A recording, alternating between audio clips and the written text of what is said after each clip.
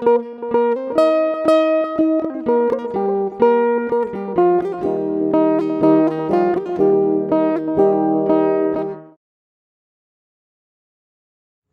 day, there were two young men studying in Jakarta named Rudy and Michael. They wanted to spend their vacation in the old semester on the last month of 2020 to a village that promised calm and coolness. One day, Michael walked over to Rudy, who was busy with his laptop in the living campus gazebo. He actually knew that Rudy was busy in sourcing a place for taking cultural documentation during having vacation of college. He prepared himself to be asked for help by Rudy. "Hey, Michael, may you help me to look for a place that I never go to take cultural documentation?" Hehehe. Rudy said as he looked at his friend with a beaming face. Michael's face immediately frowned at his friend's request while saying, "Hey, asking for help from a person who doesn't really like culture? You just do what you shouldn't do. I just love heirlooms and artifacts by admiring the shapes and ornaments that come with them. The rest, I don't care." However, Michael didn't have the heart to break his friend's spirit. Then he mentioned a location that was successful surprise Rudy. What if you go to Merasa village, Berau, East Kalimantan? Every turn of the year, a traditional long table celebration will be held there. On YouTube, it tells that the people who live there is Dayak Kenyah Uma Baha tribe. How? While still busy looking for YouTube channels that had ever captured the culture and natural view there. Finally, Rudy responded to Michael's offer with full of seriousness to go there together. After a long trip from Jakarta to East Kalimantan by plane, they finally arrived at the gate to enter Merasa village. For about 30 minutes, the trip, their tired were painful with a warm reception from the Dayak Kenyah Uma Baha villagers. They were directed to taste the culinary, especially the traditional food there, namely lemang. Before or while eating and drinking, in Indonesian, we would see and hear how the customary elders and Dayak Kenyah Uma Baha parents gave wise advices about life so as not to lose their way in facing and dealing this mortal life. They were still united once a year with traditional long table celebration.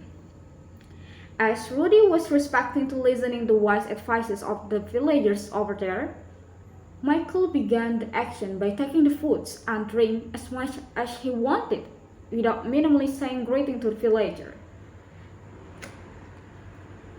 He didn't want to listen to wise advices and the mystical things to protect villagers' safety during leaving the village. He even left the customary elders who had still long hair and mocked the old patterns on each traditional house of Dayak he saw. Finally, he decided to go out from the first time they visited where the Meja Panjang was going to be held. He prepared choosing and waiting for it out of the first stand about 10 meters while standing up and consuming out the various foods that were successful he put down in his pocket fans. As he enjoyed consuming out his food, suddenly from behind there was a hand tapped on his shoulder. When he turned around, apparently the man had been old with the old traditional clothes he was wearing. The old man gave a warm smile and bowed slightly as a greeting.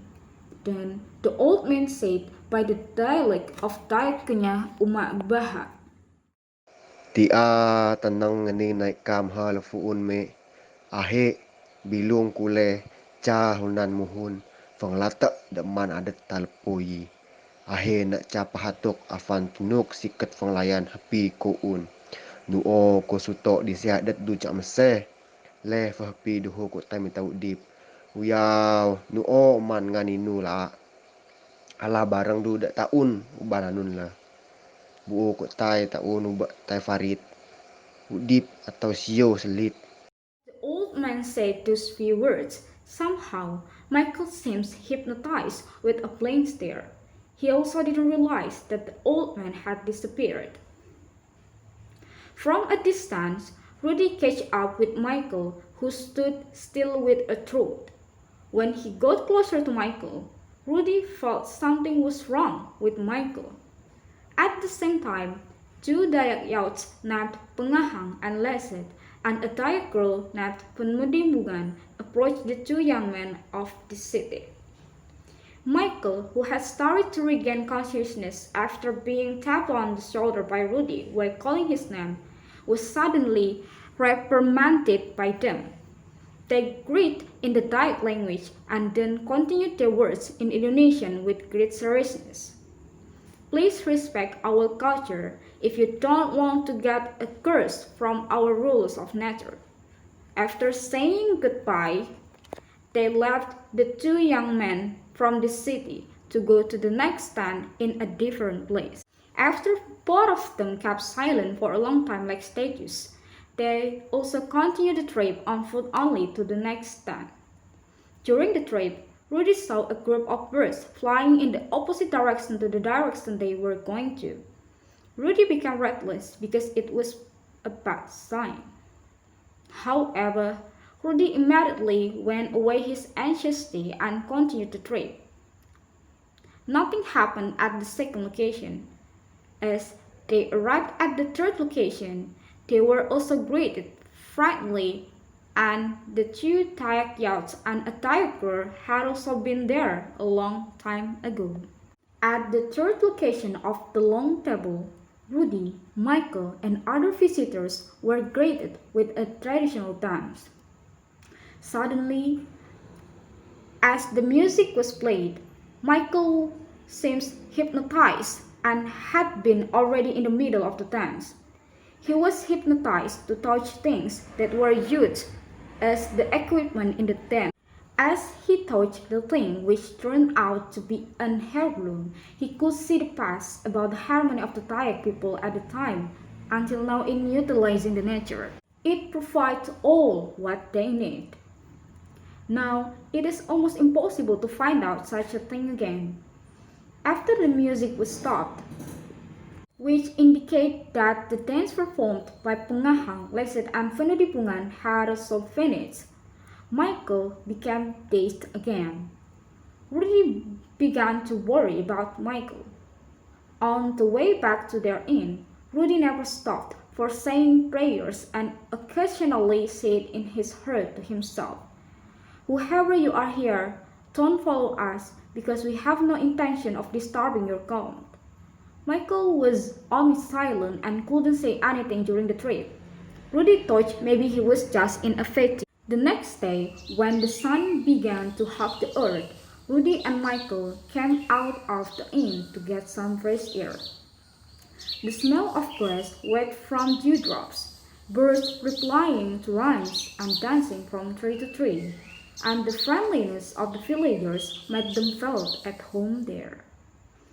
After a while, Pengahang, Leset, and Penodipungan gone towards to their inn while carrying equipment to cross the Kelai River, which was not far from two young men's inn who were from city. As they got closer to the inn, Penodi greeted the young men of city in a Dayak. Oh namo ba nailan bayak metelu temetek ala sungai ngan hatitel. Incidentally, we want to patrol to see the development of our village ecosystem so that its beauty is always maintained for irresponsible people. After listening to the words of Dayak youth, Michael was sure that he had been forgiven and given the opportunity to change all for the better. Yes, let's explore this pleasant and serene village. While smiling proudly at everyone, even though he was still not feeling well due to the previous events. To be able to arrive in the edge of the river, they had to go by the woods first. Pengahang was the first order, followed by Michael, Penodipungan, Rudy, and Leset. Before entering the woods, the young man and woman from Dayak had said warnings in the beginning. These were told the most by Fanudibungan with the full of seriousness. Don't say anything, even though you see during in the woods whether a woman, a man, and everything. You are also prohibited to take a fruit which doesn't have its tree around it. Money, the unique thing, and everything. If you don't follow it, you cannot be saved because you had been marked by the ghost of woods as their food.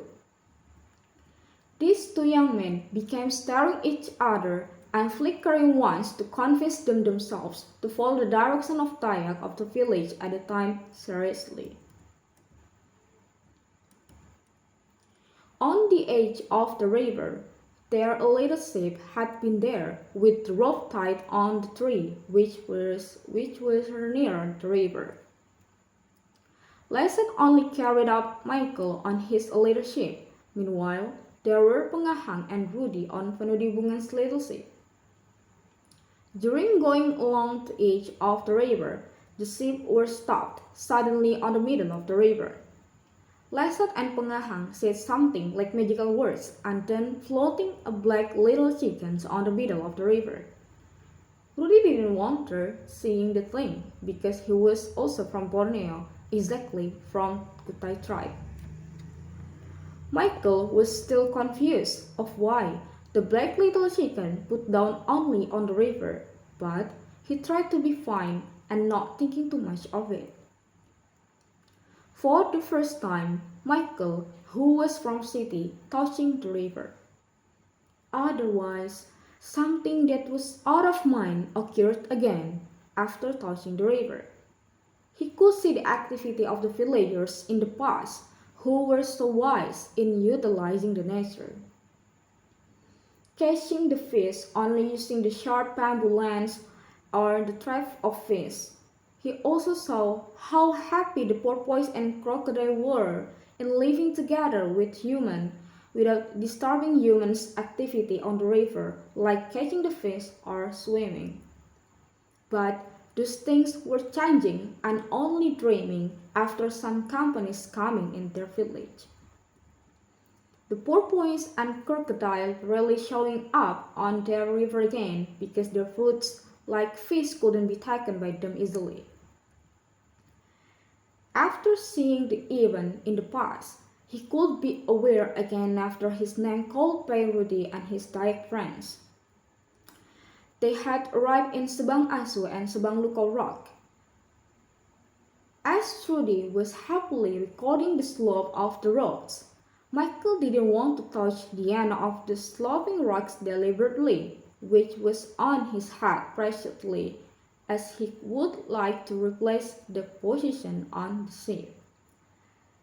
He could see the event in the past again, that these rocks were the transformation of a man and his wife who were cursed by God become stones because lifting and underestimating a dog on the edge of the river. Thus, Dayak Kenyah Uma Baha villagers were not prohibited to lack so much whether to others or only to animals, that all were his creations. After the moment, finally, Michael could be aware himself of his confusion without calling his name first. But at the time, he hadn't been in looking at some events in the past. He was afraid he couldn't go back in the present time. Therefore, he told everything he felt and faced to Rudy and his Dayak friends during staying at the village because his own bad attitude. After hearing the explanation, Leset said Michael had gotten sleep and must be recovered soon by the hour before everything was gone. But before it, Michael was asked to say sorry with the ancestors of Dayak Kenyah Uma Baha in their grave, exactly in some caves which were near with the sloping rocks they visited before. After asking sorry over there and promising not to repeat it again, Michael had to still go to the head of ethnic of Dayak Kenyah Uma Baha's grave named Bilung Kule. Michael asked Pengahang, Leset, and Venudi in one time, "Did he die?" asking with the trembling voice. "Since 27th June 2020, said Pengahang sadly, because losing their head ethnic, who was very charismatic. Suddenly, Michael was so pale, like a living human corpse.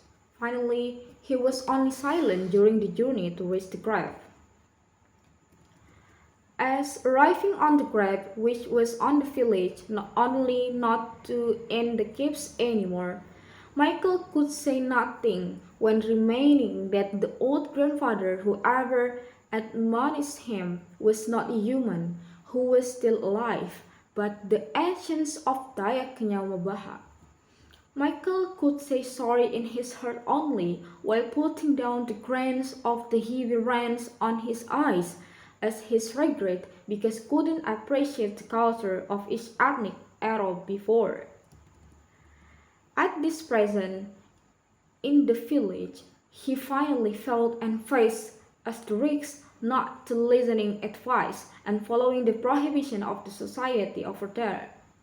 Not long after, Michael fainted and was carried up to the head of ethnic's house to be healed before everything was gone. As arriving in the head of ethnic's house, he was laying down. Michael, who was more pale and his pulse became weaker in the edge of the middle room, which has accessories from plants and foliage that were played and gathered in one, like a hanger of ceiling. The head of ethnic also asked the customary elders of the village to help him in doing the tower. During the process, Michael was pranked by the magical water. The head of ethnic, the elders, and even all the Dayak Kenyah Uma Baha villagers gathered until making the head of ethnic's house was full of them to pray together to God, the ancients, and the leader of the nature for asking a recovery to the young man from city. Rudy saw behind the window of Dayak's house, which has unique patterns and colorful, which was full of kinship's meaning. He saw some elders of Dayak were touching Michael's head, who still fainted, while whispering something that couldn't be heard by Rudy.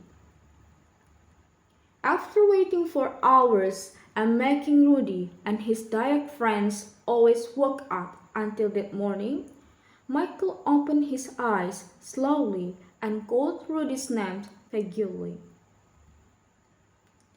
The head of ethnic, who knew the love of God, ancestral spirit, and the rulers of nature, directly said many things in Dayak Kenyah Uma Baha dialect, and he asked Rudy sat down near his dead best friend.